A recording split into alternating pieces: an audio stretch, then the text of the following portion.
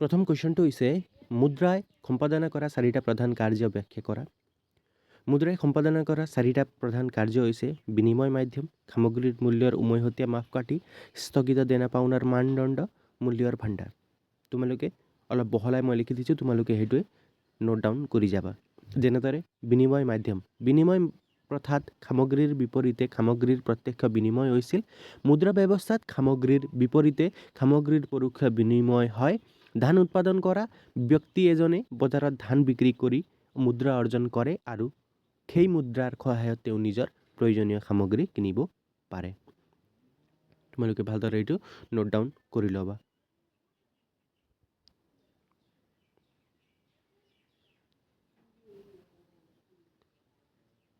Next কুৱেশ্যনটো, সত্যাগ্ৰহ বুলিলে কি বুজা?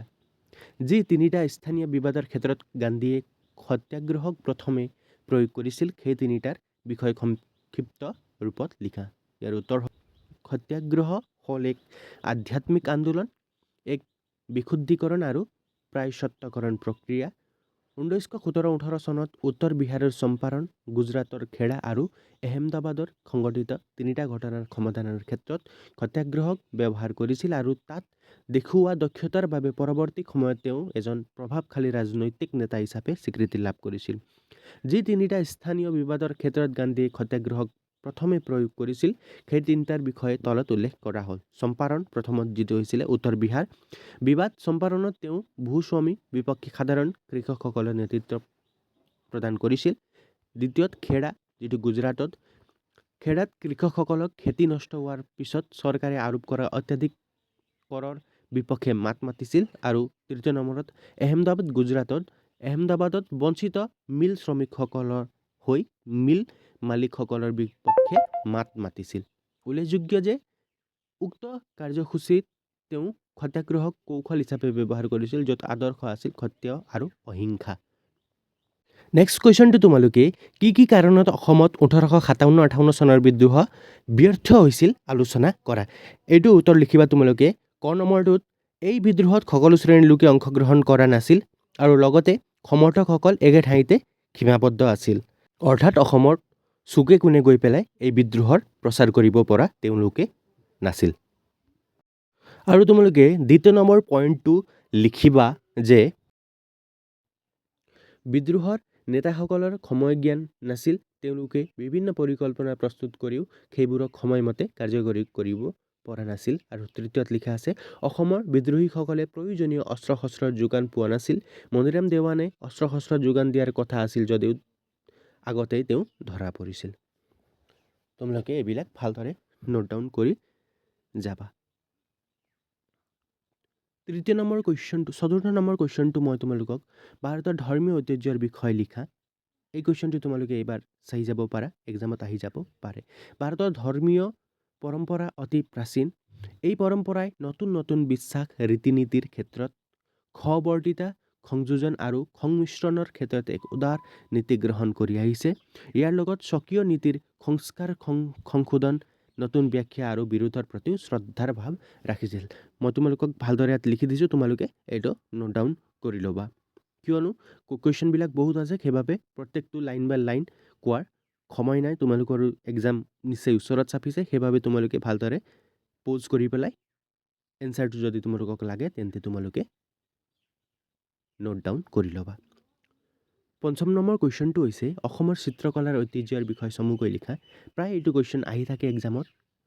2024তো মেবি আহিছিল, সেইবাবে মই এইবাৰো দিছোঁ, আহি যাব পাৰে। কিয়নো এই কুৱেশ্যনটো এইবাৰো প্ৰায় জিলাসমূহত এই কুৱেশ্যনটো দিয়া হৈছিলে, সেইবাবে তোমালোকে এইটো ভালদৰে লিখি ল'বা।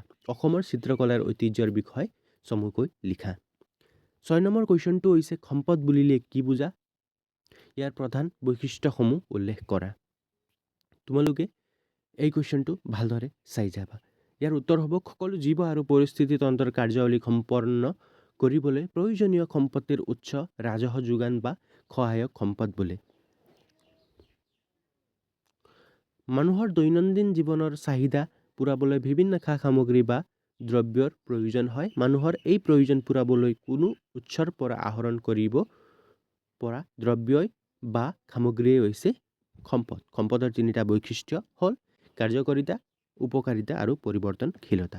তিনিটাৰ মই বহলাই পেলাই লিখি দিছোঁ, তোমালোকে ভালদৰে লিখি ল'বা। যেনে কাৰ্যকাৰিতা হ'ল মানুহে বস্তু বা সামগ্ৰীটোক যেতিয়া নিজৰ আনৰ বা সমাজৰ কামত ব্যৱহাৰ কৰিব পাৰে তেতিয়া তাৰ কাৰ্যকাৰিতা গুণটো প্ৰকাশ পায়। উপকাৰিতা যেনে সম্পদ হ'বলৈ হ'লে বস্তু বা সামগ্ৰীটোৱে ব্যক্তিগত বা মানৱ সমাজৰ উপকাৰ বা কল্যাণ সাধন কৰিব লাগিব।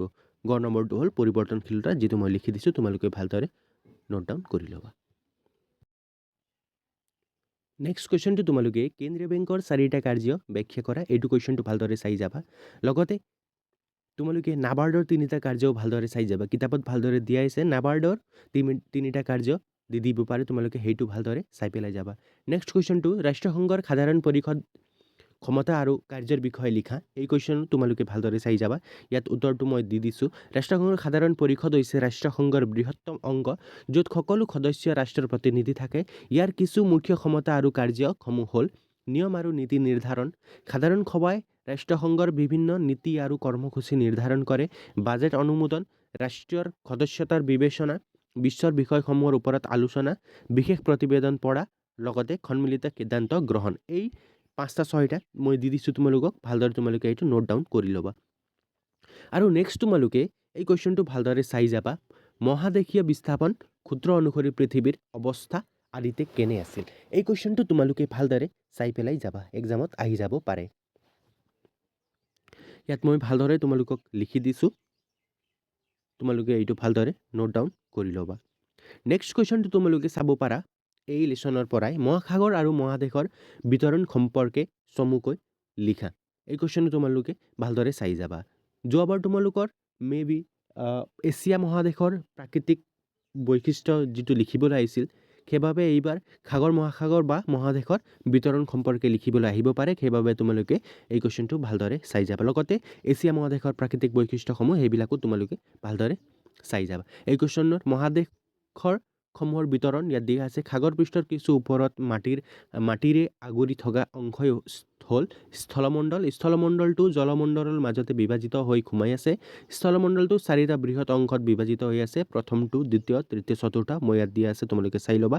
আৰু ইয়াত তলত দিয়া আছে মহাসাগৰৰ সমূহৰ বিতৰণ, তোমালোকে ইয়াত ভালদৰে চাই যাবা। আমাৰ মহাসাগৰ 5খনৰ বিষয় ইয়াত দিয়া আছে, তোমালোকে এইবিলাক ভালদৰে চাই যা। কোনটো মহাসাগৰ কোনটো মহাদেশত অৱস্থিত তেনেকুৱা ধৰণৰ ভালদৰে লিখি দিয়া আছে, তোমালোকে ভালদৰে চাই পেলাই নোট ডাউন কৰি ল'বা, এক্সামত আহি যাব পাৰে। ইয়াৰ উপৰি নেক্সট তোমালোকে ভাৰতবৰ্ষক কিয় সাৰ্বভৌম, সমাজবাদী, ধৰ্মনিৰপেক্ষ আৰু গণতান্ত্ৰিক গণৰাজ্য বোলা হয়? এই কুৱেশ্যন তোমালোকে ভালদৰে চাই যাবা। পৃষ্ঠা নম্বৰ 5ত তোমালোকক ভালদৰে দিয়া আছে, 3 নম্বৰৰ কাৰণে এইটো কুৱেশ্যন দি দিব পাৰে, সেইবাবে তোমালোকে ভালদৰে এইটো চাই যাবা। নেক্সট তোমালোকে মৰুকৰণ আৰু গোলকীয় উত্তাপৰ বিষয়েও ভালদৰে চাই যাবা, এক্সামত আহি যাব পাৰে। মৰুকৰণ কাক বোলে? মৰুকৰণ ৰোধ কৰিবলৈ লোৱা ব্যৱস্থা আৰু লগতে গোলকীয় উত্তাপ বৃদ্ধিয়ে পৰিৱেশত কেনেদৰে প্ৰভাৱ পেলাব পাৰে, এনেকুৱা ধৰণৰ কুৱেশ্যনবিলাকো তোমালোকে ভালদৰে চাই যাবা। নেক্সট তোমালোকে যোৰহাট সাৰ্বজনীন সভাৰ উদ্দেশ্য আৰু কাৰ্যাৱলী এবাৰ ভালদৰে চাই যাবা। আৰু লগতে পথৰুঘাট আৰু লগতে ফুলগুৰি ধাবা, এই দুটাৰ ভিতৰত যিকোনো একটা আহি যাব পাৰে, তোমালোকে তাৰ বিষয়েও ভালদৰে চাই যাবা। ফুলগুৰি। আৰু লগতে তোমালোকে মানচিত্ৰ অংকনো তোমালোকে ভালদৰে চাই যাবা। মানচিত্ৰ অংকন কেনেকৈ কৰিব লাগে মই মোৰ ইউটিউব ভিডিঅ'টোত দিয়া আছে, মই তলত লিংক দি দিম, তোমালোকে তাত গৈ চাব পাৰা। তাৰ ভিতৰত তোমালোকে ভালদৰে মানচিত্ৰ অংকন কৰিবলৈ শিকি ল'বা। আৰু লগতে তোমালোকে জালিয়ানৱালা বাগৰ হত্যাকাণ্ডৰ বিষয়ে তোমালোকে ভালদৰে চাই যাবা। আৰু ইতিহাসত ফুলগুৰি ধাবাৰ গুৰুত্বৰ বিষয়ে তোমালোকে ভালদৰে চাই যাবা। সেইটো কুৱেশ্যনো তোমালোকক আহি যাব পাৰে। লগতে আৰু কিবা তোমালোকক যদি ইনফৰমেশ্যন টাইপ ভিডিঅ' লাগে ছ'চিয়েল ছায়েন্স বিষয়ে, তেন্তে তোমালোকে কমেণ্ট কৰি জনাবা, মই নিশ্চয় নেক্সট ভিডিঅ'ত কভাৰ কৰিবলৈ চেষ্টা কৰিম। লগতে যদি এই ভিডিঅ'টো চাই পেলাই কিবা উপকৃত যেন অনুভৱ কৰা, তেন্তে চেনেলটো ছাবস্ক্ৰাইব কৰিবলৈ নাপাহৰিবা আৰু লগতে বন্ধুবৰ্গৰ লগত শ্বেয়াৰ কৰিবলৈ নাপাহৰিবা। ধন্যবাদ।